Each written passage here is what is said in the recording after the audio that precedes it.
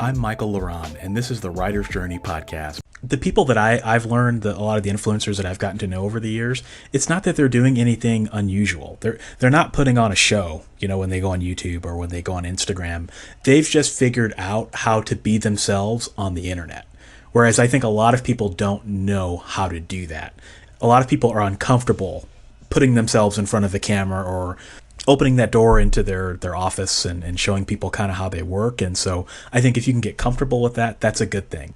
A lot of people, they want to know that step-by-step process. What can I do to sell my book here? What can I do to get my book in front of all these people? But they haven't done I call it the iceberg work, right? It's all that work that's beneath the surface. You can only see the 20% of the iceberg that's above the water. But if you go below the water, it's huge. And so all of that work, don't forget about that work that's underneath the surface. So, Michael, you mentioned the last time we spoke that you had this serious life event that got you into the path that you're currently walking. And what struck me when you said that is the hardest thing for young writers and beginning writers to do is get started. How did you start and stay focused and stay on the path that you're kind of on right now?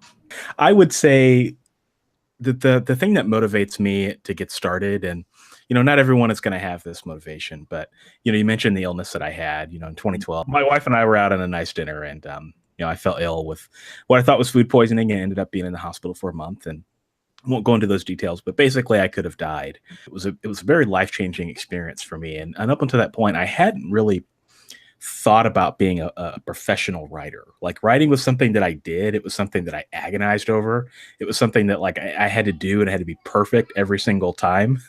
And let me tell you, that experience, being doped up on morphine and staring at a wall, changes your perspective. I bet. it really does. And so I swore to myself on that hospital bed that I would get started and that I would, bend the universe around me to be a writer. And that really was my motivation. And I guess that motivation is fueled by the fact that you're going to die someday. It's so true when you think about it. And I think that a lot of people, they think about getting started, and then they think about everything that they have to do to get started. Like, you've got to write your book, and then you've got to revise your book, and then you've got to work with an editor, and then you've got to hire a cover designer, and then you've got to do all these little things. It's like running a marathon to get to the finish line, but they don't think about taking that first step.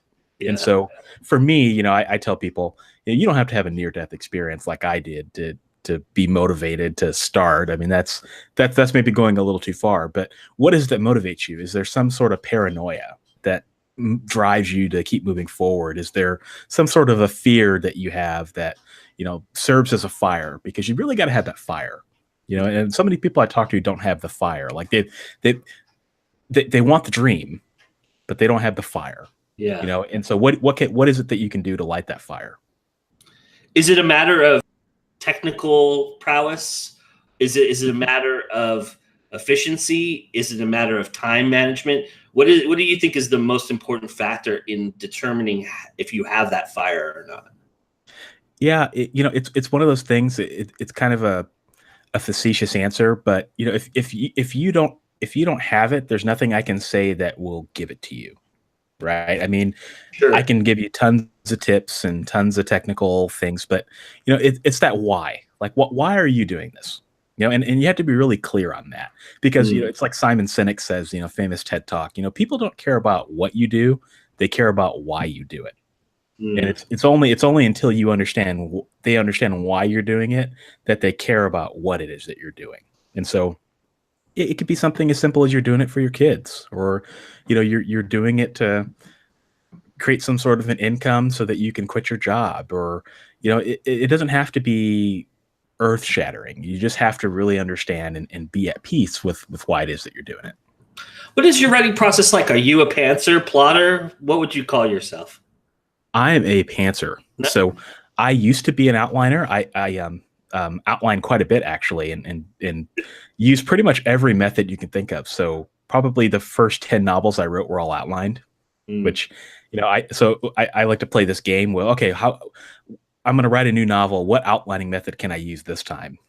So I would try pretty much everything out there, and outlining helped me in so many ways, understanding the craft and being able to show up to the page with, in an organized manner. But I eventually learned that I didn't need it. So I was writing all these outlines and get to the book, and I would write the chapter, and then it would just totally change. So all this stuff that I spent time outlining, I didn't end up following 9 times out of 10. And so I've learned over the years to just learn how to write without an outline, because I found that readers enjoy that a little bit better. I found that I enjoy it a little bit better because I don't know what's going to happen. You know, the risk of writer's block is certainly higher with this method, but the way it starts for me is I just have a little bit of an idea of what I want to start with, and I just off to the races. You know, I write, and I usually write my novels straight through, and I'll stop at intervals, and I'll go back, and then I'll just review what I wrote just to make sure that, you know, there's no plot holes or I didn't forget to write something, you know, those sorts of things. And I'll jump back to where I was and then continue forward and then go back, you know, every chapter or two, just to make sure that everything is clean. So that way, when I'm done and I write the end, I'm actually writing the end. There's nothing else to do. Did your world building process change, and how do you approach the world building process? Because you write science fiction, there's got to be a world behind it, right? So you write fantasy as well. There's worlds to be built. So how do you approach that as a pantser? Every novel has its own demands in terms of world building and character building, and there's an element of research that has to go into it. So, for example, when I was writing my Android X series, it's about artificial intelligence and androids, and I don't know the first thing about artificial intelligence and androids outside of what I've seen on TV. And so, basically, the way I did it was I did just enough research to be able to understand it and talk intelligibly about it, so that I didn't look like a fool. And then I would start writing. I didn't want to read every single journal by every single expert and all those sorts of things. Like I call it foundational research. Like what is it that you can read and understand to help you just be able to get into the gate? You know, and then after that, I don't have to know it all. But then as I come to parts in the book where research is required, like what would a law office look like in the year 2300? Right. Things like that. Like, okay, that's where I can go and do research, because that's because whatever I research will actually end up in the book. Because I think that's another thing that people will sometimes do with world building is they'll do all this work to understand or create a language or, you know, geography or understand, you know, some higher arching topic that goes to their book, but then they don't end up using it. Is there something you're careful about though? Is like having like a religious sect in your books, or the language? Is something that you're really meticulous about that you're careful to avoid in the actual writing itself? Yeah, I don't do anything that would be too offensive to people that are reading my books. And one of the things you have to think about, and I think a lot of people don't think about this, is, you know, you're going to sell your books all over the world. Right. You don't know who's going to pick up one of your books, and you don't know what walk of life they're going to come from. And so I've always just said the books that I'm going to read are going to respect my readers, regardless of who they are. And so I try not to take too hard political stances or make any jabs at religion or anything like that, because that's it. Like I said, I recognize that my readers are going to come from different places. So I'm curious, why do you think we root for the underdog so hard? I think because each and every one of us are underdogs in our own lives. You know, we're all the underdogs of our own story. Like we're all just trying to do whatever it is that fuels us. And if we're writers, if we can be honest, we're trying to live that dream, right? Right. You know, the dream is free, but the hustle is sold separately. Like that's us. We're hustling, you know, and so we each want to be that successful writer. And readers, I think, also want to be that successful underdog. Like you think about Harry Potter. Everyone loves Harry Potter because it's like a wish fulfillment story. You know, it's this kid who goes from rags, not to riches, but just to fame and saves the world. And you know, there's just something about that just taps into the collective unconsciousness. I think that everybody wants to be a hero of their own story. So speak a little bit about you on your website. You mentioned about your heroes all have that underdog undertone, and you follow a meticulous code when you're writing based upon your heroes. And so I'm curious, why does the hero need to be the underdog for you?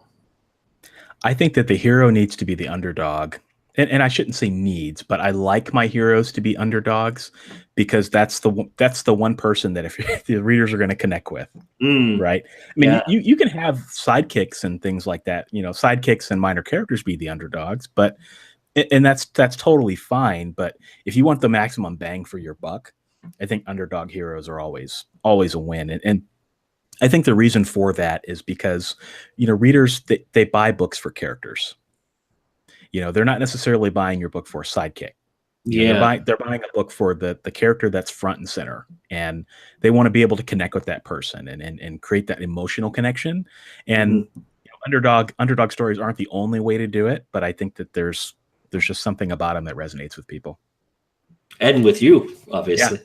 And with me, I've always said that I am an underdog myself, and so I think my readers resonate with that, and they like the fact that all of my stories have someone that comes from some different area of life that is just trying to do the best they can. So what's one thing every author should be doing beyond just writing the book? I think every author should really be focusing on creating an emotional connection with their audience. I think that far too many writers think that they can just write a book and just publish it and not connect with their readers in some way. So for me, I've always said, I have a contact form on my site for anyone that wants to contact me or email me with a question. So if it's a reader that wants to email me and just tell me how much they like my book or how much they hated my book, that's, gotta take it both ways. Right. They can contact me, and they have a very clear way of doing it. My YouTube viewers, so I have a YouTube channel called Author Level Up, and I do videos for writers. My writers can contact me at any point. And I always make myself accessible. And I found that in connecting with them and engaging with them and having those conversations, it helps me find out what it is that drives them. And you can't just create books in your ivory tower, right? And I think that if you can create that emotional connection, and it doesn't have to be much, for me, I think one of the reasons I've been so successful is just I'm just accessible. I put myself out there. I let people talk to me. I always talk to people who want to engage with me, and I listen to what what they're struggling with, what they want to read about. That goes a long way. And so what that looks like for you might be a little bit different. But I think that having a story, so like my story of my illness and how I overcame that to be successful, and all those things create that emotional connection. It makes people really understand why you're doing this so that they can join you for the journey. What character would you say that you've created that is most like you then? I would say the character that's most like me is a teddy bear from a story that I wrote. So I have a book called Theo and the Festival of Shadows. And I describe it as Toy Story meets David Bowie's Labyrinth meets Choose Your Own Adventures. Wow. Yeah. So it's basically about a teddy bear whose owner gets abducted by the boogeyman and gets abducted to a nightmare dimension. And so Theo, the character, travels to this nightmare dimension where there's all kinds of maimed toys, and the boogeyman is an overlord that everyone is afraid of. And he has to rescue his owner from the boogeyman's castle. But if he doesn't do it by midnight, then he'll be trapped in the world forever.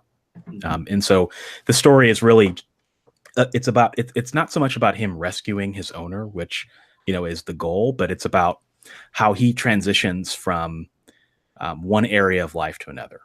It's about him being a loyal defender, being a protector, and being out of his element and having to cope with other toys that, are kind of suffering together. And so I've always thought that he's most like me in terms of his personality. He can be very stubborn. He's not a cuddly teddy bear. He's actually quite bristly. And he fights for what he believes in, and kind of felt like he'd say some things that I would say, and he'd do things that I would do. And it's wish fulfillment too. If I knew how to use a sword, then I'd be as good as he was. At the end of the day, he's always brave and always does what he needs to do in order to finish out the task. And so I actually named my publishing company Ursabrand Media.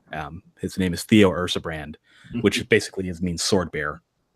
You've written over 40 books, and I'm kind of curious if you were to look at your library as somebody who didn't know you, as somebody on the outside, and see all the books lined up, where do you think you would start in the reading process with your books? Yeah, it's funny that you asked that because that is something I struggled with for a very long time because Really? because I have so many different books, right? So Yeah. I have science fiction, I have fantasy, and then in each of those I have different genres, Hmm. right? So what I've done on my website is I created a little tool. It's called Book Wizard.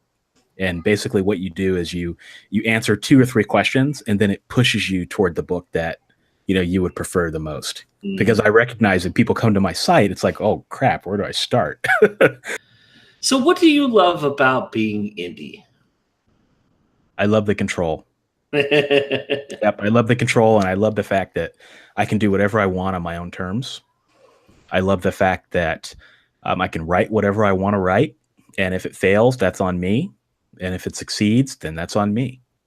Nice. Did you ever consider traditional? Did you attempt traditional at any point in your career? Yeah, I did. I did before. I did before I ended up in the hospital. My dream was to be published by a giant publisher, and so I'll tell you a funny story. So I was in a coffee shop probably about 10 years ago, and there was a guy that came up on stage, and I was doing poetry at the time. I was in all the coffee shops reading slam poetry, and Nice. I snapped my fingers, and all that sorts of things. And I love poetry. That's how I got my start. And there was a poet that came up to the stage and he told this fantastic poem. I mean, he had everyone in the room spellbound. It was a poem about someone that he loved, and it just was great.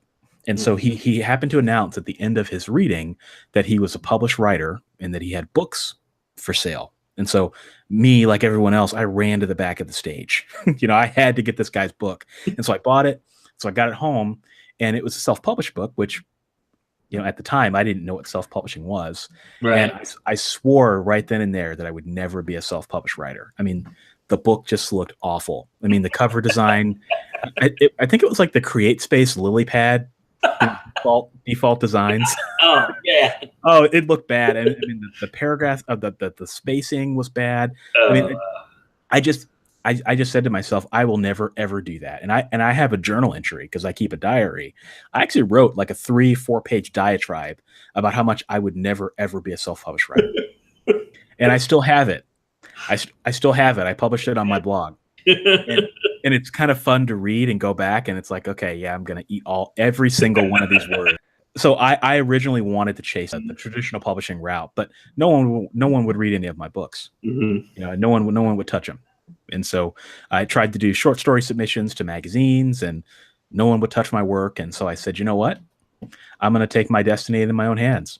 So what is coming on the horizon for Michael Ronn fans? What can we look forward to? Yeah, so I've got a couple things going on. So for fiction, I'm debating on if I'm going to do an urban fantasy or a post-apocalyptic novel. I'm leaning toward post-apocalyptic right now just because I want to dip my toe into that water, and it's something I've never done before. So, listen, you have an opinion either way, let me know. So that's what I'm going to be doing from a fiction perspective. From a nonfiction perspective, I mentioned that I have my YouTube channel for writers. It's called Author Level Up. And basically every week I publish writing advice for writers, for all levels of the spectrum. And I do writing app reviews. I do fiction craft tips. I do advice for business and things like that it's all tailored toward writers. And so one of the number one questions I get from my subscribers is, well, how do I write a novel? For those people that are at the very beginning of their journey and they're just overwhelmed by the sheer amount of information that's out there. How do I do it? Where do I start? What are the first steps that I need to take? So I have a book coming out here very soon. It's called How to Write Your First Novel, and it's a stress-free guide for beginning fiction writers. And so I actually go step by step. So what I did is I looked at all of the fiction books that are out there that teach you how to write a novel, and I decided I'm going to create structured guidance. So if you want to know what to do step by step, I'm going to walk you through every step of the process. If you don't know what to write for your opening line, I have a formula that has you covered. If you don't know what to write for your opening chapter, I've got a formula that's got you covered. So step-by-step structured guidance, and that will be available in ebook, paperback, and audio here very soon.